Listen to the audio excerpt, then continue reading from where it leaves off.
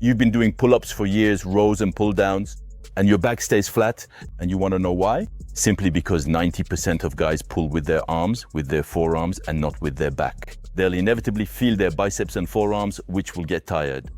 But on the other hand, the lats never really work to their full potential. And the problem isn't the exercise itself, it's the connection. Today, I wanted to show you the exact method I've used for over 30 years to build a thick and wide back with only 2 dumbbells. Not 10 exercises, no complicated machines, just 4 movements, 4 pro techniques for a complete back.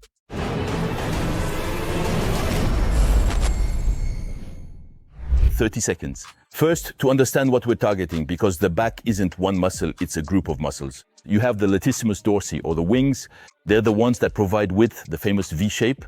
You have the trapezius from the neck to the middle of the back. The thickness seen from behind, then you have the rhomboids between the shoulder blades for central density. And if you always do the same movement, well, you'll always work the same area. So today, we're going to cover everything, width, thickness, and density, with 4 exercises and only 2 dumbbells. So let's go. Exercise number 1 will be the 1-arm row, where we'll target the lats plus overall thickness. So it's the first exercise, it's the most important, it's the king of exercises for back thickness. And besides, it's very simple, we only need 1 dumbbell. So why 1 arm at a time? Simply because it will eliminate compensations. You can't cheat with the other side, each lat works 100%, and above all, it allows for a range of motion you never reach bilaterally. So how do we set this up? Simply, we'll put 1 hand and 1 knee on a bench, the other foot on the ground, slightly back for stability. The back must stay flat, not rounded, not arched, it must be flat like a table. And the dumbbell hangs directly under your shoulder. And here's the crucial point, you must let your shoulder blade drop down. Your arm extends. You feel the stretch in the latissimus dorsi.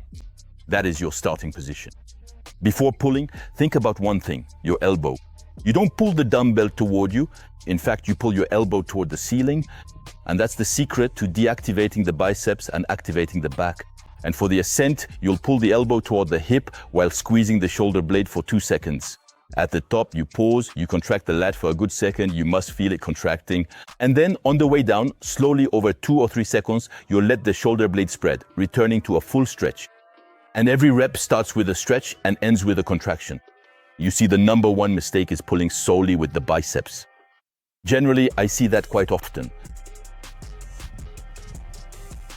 Here we're ultimately thinking more about pulling the dumbbell, and then it's all biceps doing the work. And besides, it's even more obvious when the bench is flat. That's why I always like to incline it, just a little bit. Right here, hop, I often see them like this, and there we're working everything except the back. So the right position, always remember that you must bring the elbow up as a priority.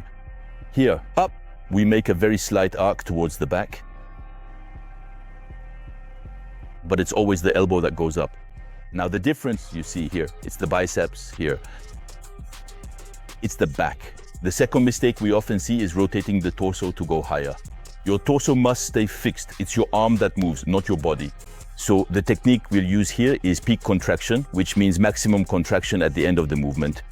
It's really the technique for learning how to truly feel your back. There are many guys, this is really what they're missing. So how exactly does peak contraction work?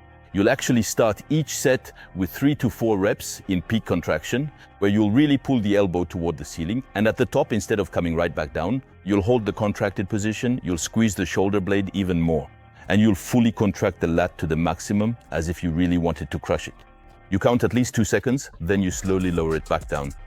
Why do we do this at the start of the set? Well, because you're fresh, quite simply. You can squeeze hard, the connection is made, and after those 3 to 4 reps, you can follow up with 6 to 8 normal reps.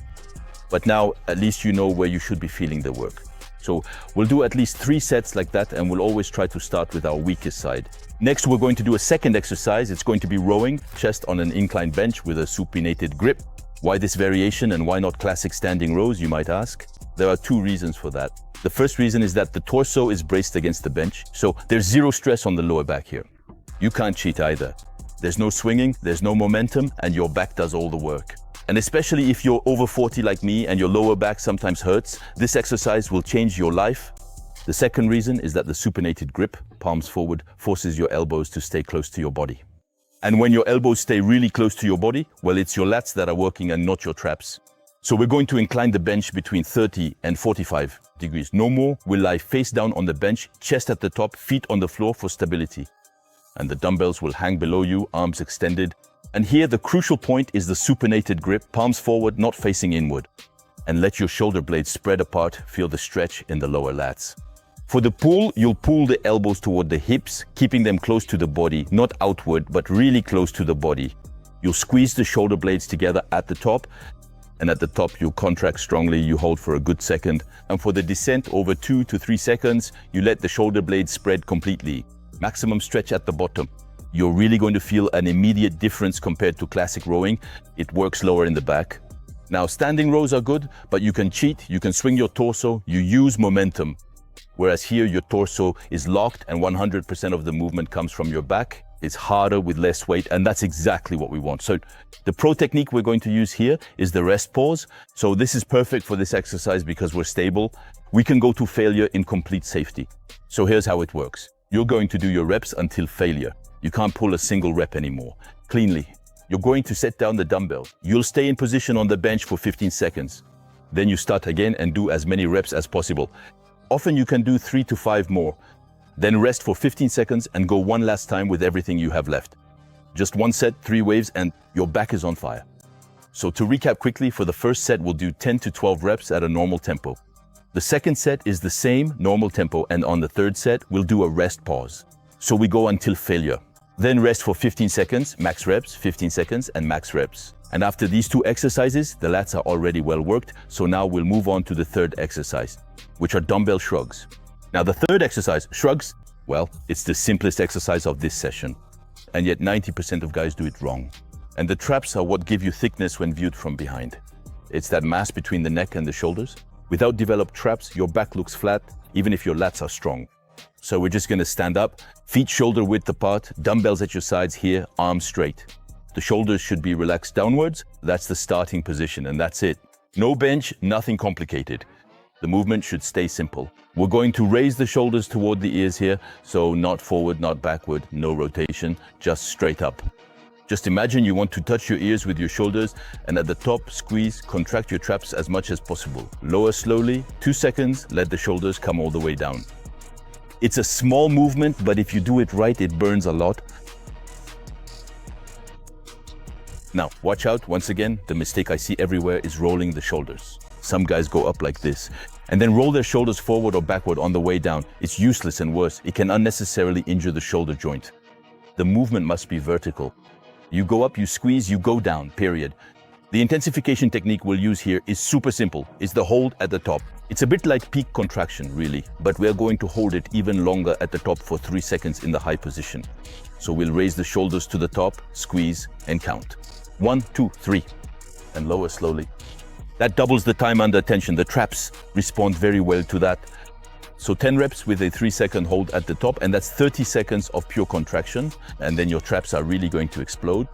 So to recap, for the first set, we'll do 12 normal reps with just a 1-second hold at the top here and lowering slowly. The second set is the same, but on the third set, we'll do a 3-second hold at the top. You might actually have to lower the weight slightly and then lower down. 3 seconds here and lower slowly.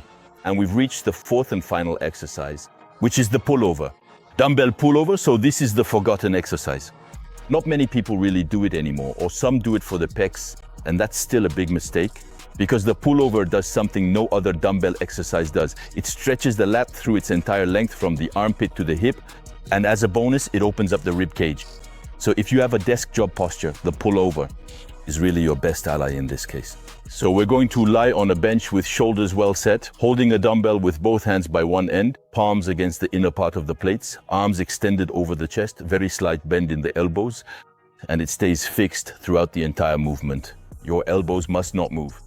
For the descent, lower the dumbbell behind your head in an arc, especially very slowly, at least 3 seconds. Lower until you feel a deep stretch in the lats and the rib cage. The dumbbell ends up behind your head, arms almost parallel to the floor. That's the key position, that's where it all happens. For the ascent then, bring the dumbbell back over your chest by contracting the lats, 2 seconds. Don't push with triceps, really pull with the lats. Imagine you want to bring your elbows towards your hips. And unlike rowing, the pullover works the lat in shoulder extension and not in a pull. And here, it's an angle that is completely different. You pulled for 2 exercises and now you stretch and contract in another plane. It's the perfect finisher. The finishing technique we're going to use the 21 method. So this is perfect for the pullover because it works each portion of the range of motion separately. The first phase, the 7 low reps, so from the stretch position at the bottom to the middle of the movement for 7 times. 7 repetitions, it's the hardest part. Then the second phase is the 7 high reps, the easiest ones from the middle to the top, 7 times, it's already burning. And phase 3 is the 7 full repetitions, full range, 7 times 2 with the lats already exhausted, so 21 reps.